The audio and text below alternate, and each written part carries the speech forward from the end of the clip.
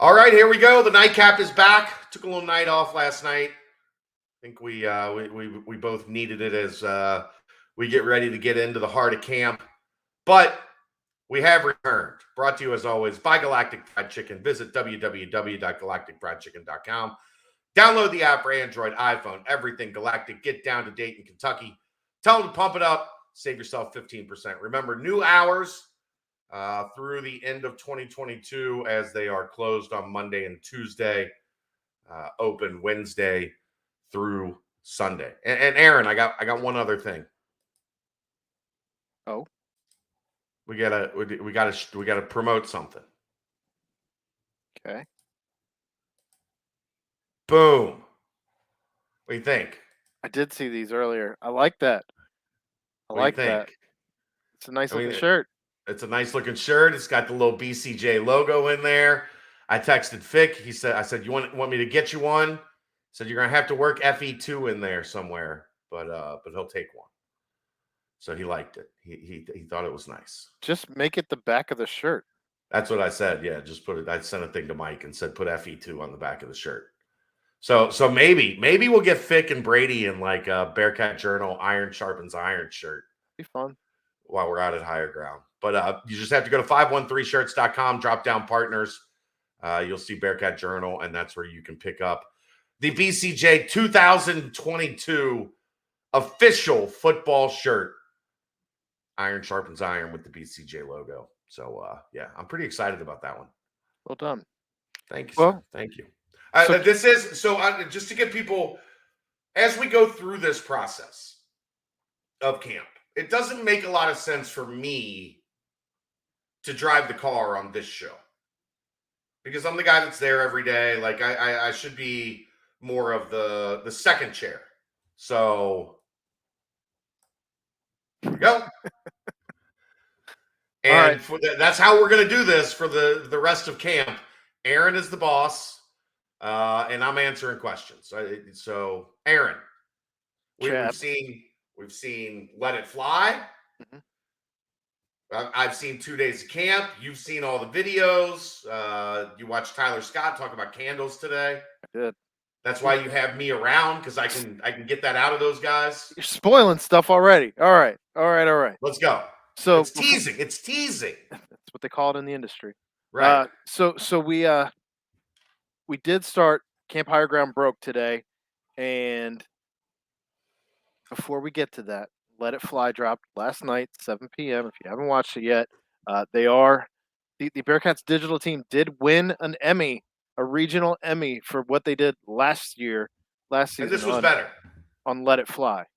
The editing was outstanding. Well done to all those involved, Sharky and Eichel and Spencer and everybody else who had a hand in it. My goodness. Shark and Fish, the video duo for the Bearcats. You would think the fish would be in danger of the shark, but they coexist. Fish are friends, not food. You're right.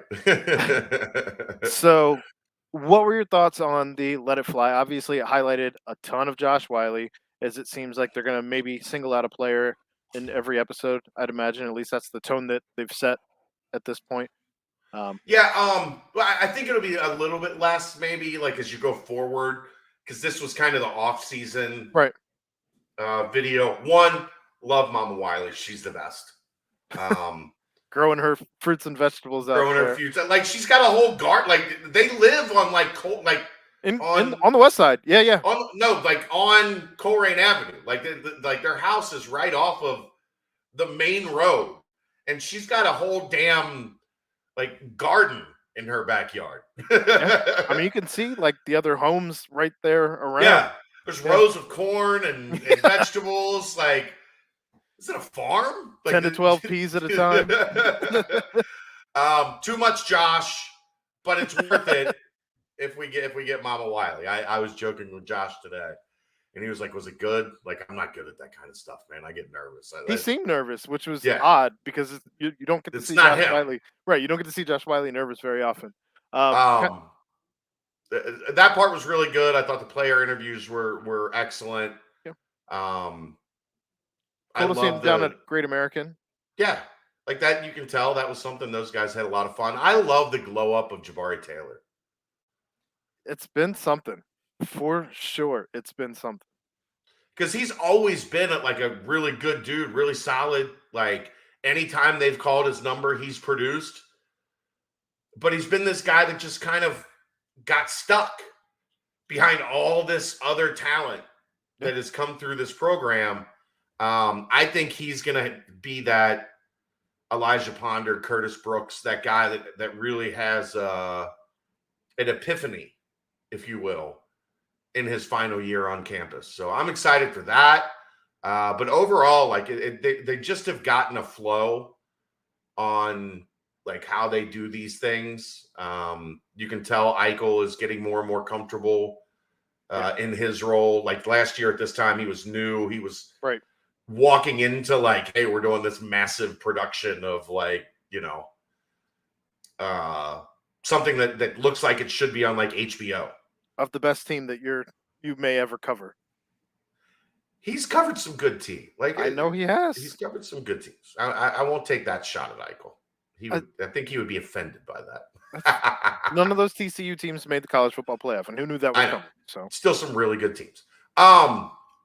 But no, I thought it was well done. I love seeing more in-depth kind of storytelling behind some of these guys. Yeah.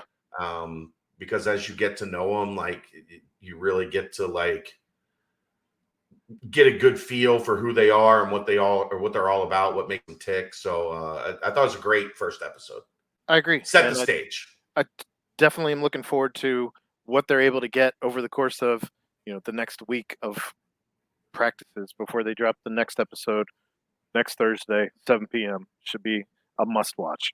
Yeah, I would guess shooting for the next episode will probably wrap up this weekend. Like editing, maybe you can work a couple things in that happen, Monday, Tuesday, whatever. But editing this thing, I can't imagine how much video they go through. Yeah, pretty surreal. Yeah. I mean, it's got to be hundreds and hundreds and hundreds of hours. So you did talk about, obviously, Jabari Taylor on the defensive line. On the other side of the defensive line, you interviewed Malik Vann today, and we got to hear a little bit about not that he wasn't a leader last year, but it's hard to be a leader when you're on the side. You're hurt, yeah. So the high ankle sprain is just one of those things, man. Like he did everything as he was supposed to do. They tried to like rest and recover and then bring him back, and it just never cleared up for him. Like I talked to him a lot last year, and I think everybody knows by now, like Malik has become kind of my guy. Him and Josh, if I had to pick on this team, like the two guys I've gotten to know, especially from their, they were hometown heroes and like the start of that movement really. We even had Malik on the subathon, if everybody remembers. Yeah. So like I've built a really strong relationship with Malik, and you could tell last year, man, he was frustrated. Like, you came here, right, to be a hometown hero and to take this program to heights it had never gone before.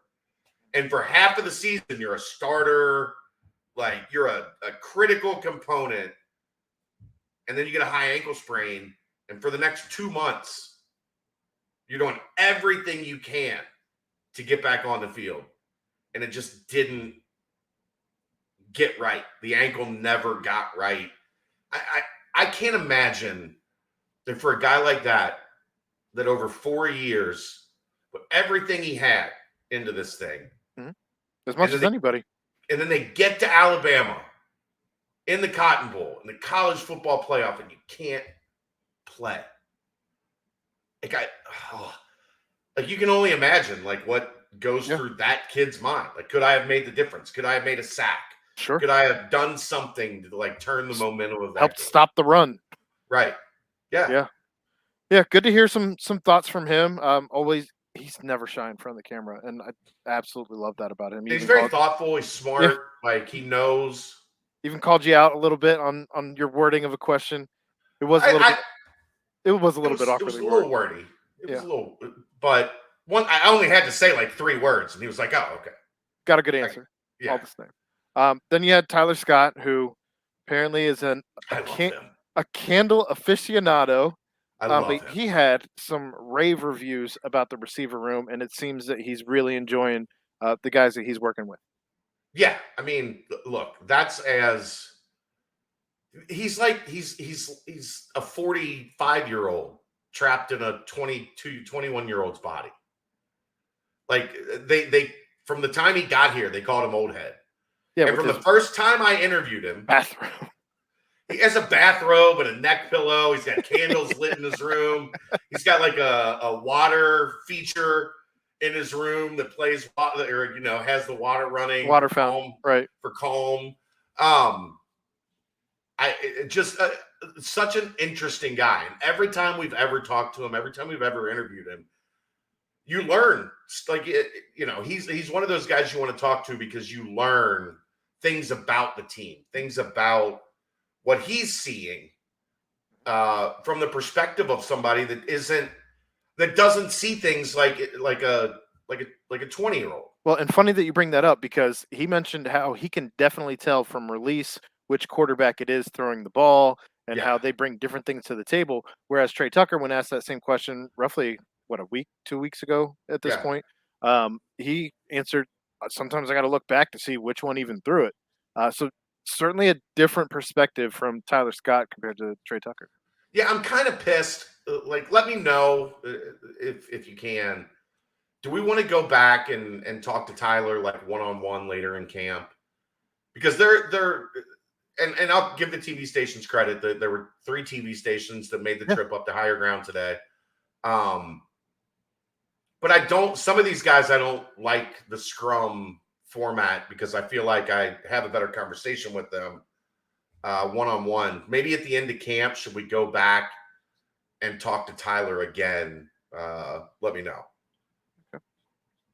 in the comments or on the message board, whatever. Because I think I could have another really good conversation with him because I think every conversation with him is certainly he's enlightening. He's an intriguing guy. He did mention Quincy. There was quite a bit of talk about Quincy Burroughs today. Even we'll get to GIno's conversation, but that's because I asked both he and GIno. Well, and I imagine there's probably some reasons behind you asking about Quincy Burroughs. So here's the one thing from the practice report, and if you don't know, we do a practice report every day. I talk about whatever I felt was the guy of the day, the storyline of the day, whatever tickles my fancy. 50% off, by the way, for the year. I'm getting to that. And if you want in on that, 50% off this weekend of a full year subscription to Bearcat Journal. And if you're a monthly subscriber, you can upgrade to annual with this deal and get 50% off for a year. So you can save a little money and not have that come out of your checking account every month. So they do the opener. And if you're new or you haven't been following along for long, every morning when practice starts, they have, like the walkthrough portion, and then they stretch. And then before they really get into practice, they do something called the opener. And it's always a competition. It's always highly competitive. It can be a bunch of different things. Like they've had at times like offensive and defensive linemen competing catching punts and coaches competing catching punts, or guys kicking field goals. Like we saw Jabari back in spring kicking field goals. Today it was young/new guys, pass catchers and defenders from the 10-yard line going into the end zone, red zone, 10-yard line. And Ken Willis, who I've been very impressed by throughout the spring and even Monday, I thought Ken Willis had a really good day. Ken Willis lines up against Quincy Burroughs. Quincy Burroughs takes 2 steps to the outside like he's going to do a fade route, and then hits him with one of these back inside on a quick slant for a touchdown. And I think Ken Willis is still trying to find Quincy Burroughs. It was that bad. He just seems like he's a bit different, and you love to see that. So he also caught a ball down the sidelines today that was, it kind of had that like trail out of bounds. Right. As he was going down the sidelines, and he's tracking it in the air, and you can see him fading more and more and more towards the sideline. And he managed to over the shoulder basket catch this thing and get both feet like barely in bounds. He had 2 or 3 catches today that you can tell, man, this kid's got something. I don't know how he gets on the field this year outside of special teams. I mean, I think that's obviously always with Luke the easiest route. Sure. Because that wide receiver room is so loaded, but my goodness, Aaron, he's got skill. Well, good. Love that. I have noticed as I see a lot of pictures around campus. Obviously, they have the FE2 about the iron sharpens iron. They have that on. I think that's what on the weight, the training. You're muted. You're muted. Weight room, training room, locker room, like that's I'm trying to get this tickle. Then they also had one that I hadn't seen before. I've seen the, obviously Clifton Style was up there last year, but they had the kind of similar to what the Bengals were saying, "This is us" throughout the playoffs last year, but it was something along the lines of, correct me if I'm wrong, "Just be us." Right? Yeah. Jeez. That's kind of something Luke mentioned on Wednesday a lot at practice at Shakely. Mm-hmm. That's kind of their motto for this year. Like, don't try to be last year. don't try to be anything other than who we are. And we're going to go to higher ground. We don't know who we are yet. We're going to go to higher ground. We're going to figure it out. And, just come back and let's be us. Let's be who this team is, what this team is, and not try to like replicate what we did a year ago, because you'll never be that team. It's a different team. Sure. You send 9 guys off to the NFL, and of course this team's going to be a different team. You did talk to GIno Guidugli as well today in the third interview that we posted on the YouTube site. And talking to GIno Guidugli, one of the most interesting things that I picked up on was when he was asked about running the 12 look offense, and it sounds like it's certainly going to be a staple of this offense. Not necessarily the biggest thing, but definitely something they're not going to shy away from using. Yeah, I'm like sweating. This freaking tickle in my throat is killing me. Jesus. I think this is what I know from like back when the decision was made to go to Mike Cummings as the O-line coach, and then to go to Nate Letton as the tight end coach, who's a former offensive lineman. Those decisions were triggered by the fact that they want to get back to being a little bit more power. Mm-hmm. They want to get back to being able to, just line up and run the football right at you. And that like we've talked about, that means a little bit more outside, being a little bit more diverse in the running game. But I think, when you have 2 of the best tight ends in the country, guess what? You're going to run a little more 12 personnel. I think like the question there becomes, how much do you get caught up in? Guess what? You're also awesome at wide receiver. Somebody's got to come off the field. Yep. It's not going to be the quarterback. Nope. There's going to be at least 1 running back. Yep. You have to play 5 offensive linemen. Yes, you do. That's 7. You got 4 spots. Yep. 2 tight ends means only 2 wide receivers. It does. That means probably no Trey Tucker or Will Pauling on the field. Quite possibly. It's a lot of, yeah, and that's probably the right move to get Josh Linney on the field. But I'm just saying, there's a lot of other things that go with that. Now, here's a question for you. We know Joe Burrow likes to go a lot of 5 wide. Mm-hmm. No backs, 2 tight ends, 2 personnel, 3 wide receivers, 2 tight ends. I'm intrigued. Yeah. And I mean, I guess you could even, if you wanted to slide out of that into an audible where you had a running back, you could probably get away with Trey Tucker on a play to run him out of the running back spot. I mean, or Tyler Scott. Tyler Scott sure was a running back. Right. Yeah. He never played wide receiver until he got to UC. Another great point. But yeah, I don't know that they're going to be ones to shy away from. I think that the snap count is going to be fascinating this season when we look at the end of a game and see who was on the field, what packages they were running, etc. I think that that's going to be very intriguing, and I think that it's going to be. I don't think there's going to be a method to the madness. I think it's going to be very different. It's going to be matchup. Very different from game to game, and I think that that's something that GIno, as he feels this all out, he's going to be. This is his first time in the OC role officially, so he's going to be trying different things. He's going to be. He's not comfortable, right? He's figuring it all out. Imagine the pressure you put on a defense if hypothetically, Lenny Taylor's the 4th guy you have to defend in a passing route. Not fun. You go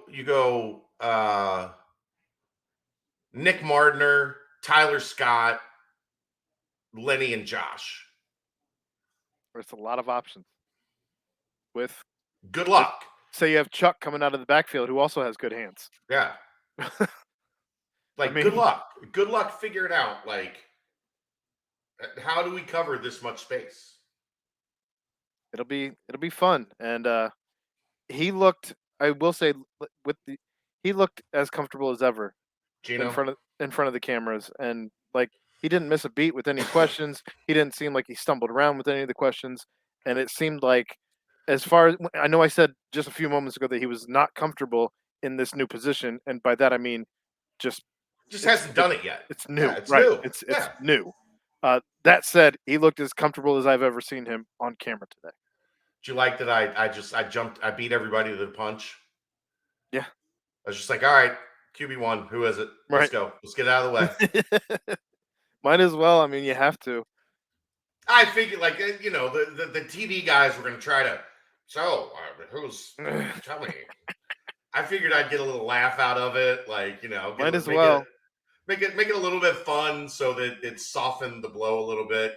Vic has already told us, I'm not telling you until 3:00 on Saturday. Why would you? To the Arkansas game, right? Nobody's going to know. So might as well have a little fun with GIno when we got him in front of the mic. I don't know how many times I'd like once a week to get GIno and once a week to get Tressel. Yeah. Tressel, he doesn't say anything. It's impossible to get him to say anything. Hitch doesn't say a whole lot either if you end up with Hitch, so I don't know how much we're really going to be getting out of any of the DC or the DC assistants. They've been the lead guy has trained his lieutenants well, right? They're just not giving you they're good interviews. We're on to Cincinnati. Yeah, they're just not. They're not. GIno, at least, I love GIno because you can get information out of GIno. Yeah, I thought the information on Joe Huber today was really good from GIno. And that's what I was trying to tell you when I couldn't get my sound to work yesterday. Is he was starting with the ones during the spring game? Joe Huber was. Yeah, he was at right guard though. Yeah, and that's where Metz was out. So the assumption was Joe Huber was at right guard because Metz was out with injury. But to see him move to right tackle and they kick Dio inside, yeah, that's certainly interesting.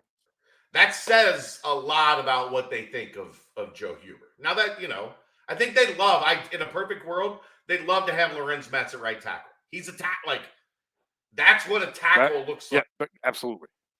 Yes. But, you got to figure out, can it happen? They're working him back from an injury, a surgery. They don't know exactly if that's the right move for him. So they're still figuring it out. But today, again, there was Joe Huber starting right tackle. I think they do, Dylan O'Quinn is a serviceable tackle. You can win a lot of games with Dylan O'Quinn as your right tackle. Mm-hmm. He's also probably best as guard. Yeah, I mean, he can do tackle. Clearly, we've seen it, plenty of it. Yeah. But if you have somebody who's bigger on that outside, well, I think just O'Quinn, his ability to pull, get out in space, the things he does well, are best suited for guard. That's not taking anything away from his ability at tackle. That's just, it is what it is sometimes. So if you can find somebody to be the right tackle, and then you can move O'Quinn to be your stud at guard, now you might be cooking with gas. Now you're getting everybody into their comfort zone, and especially a right side that has Renfro and O'Quinn next to each other. Mean dudes. The last thing I wanted to get to, I don't know, do you have anything else? No, I was going to try and get us out of here as it's almost 23 minutes. I picked my, well, we took yesterday off, so this is kind of a double episode. I picked I think 2 years ago it was James Hudson and Majay. Mm-hmm. Must watch snap by snap. Sometimes you would just find yourself lost in that snap. Yes. Last year it was very easily Sauce and AP. Sure, absolutely. Two elite guys making each other better every day. I think I know what it is this year. I think it's Jowon, Briggs, and Jake Renfro. And I'm not surprised by that at all, as I picked Jowon Briggs for sacks and tackles for loss in my superlatives. Yeah. And Jake Renfro is an NFL center. He will be. Yeah. And to watch those two scrap it out every day at higher ground is going to be a lot of fun once the pads go on. I'm looking forward to that, and I'll end it with that. There you go. All right, we'll see you. Go ahead. I was just going to say, plenty of questions answered, plenty more questions that we have now, especially along the offensive line. So it'll be interesting to see how these next couple of weeks unfold. I'll be back at higher ground tomorrow morning, and we'll be back here tomorrow night. There will be a practice report. There will be video from higher ground. There will be this. There will be everything you could want. Remember, 50% off right now. Go get your Iron versus Iron shirt, or Iron sharpens iron. Share that one more time. 513shirts.com. There you go. The BCJ 2022 football shirt. 513shirts.com. Drop down partners. And you'll see Bearcat Journal right there, and get yours ordered. And as always, a big thank you to Shane and our friends at Galactic Fried Chicken for sponsoring this here show. Aaron, see you tomorrow night. This is the Nightcap right here on BearcatJournal.com. Now do it. Such a long pause. See ya!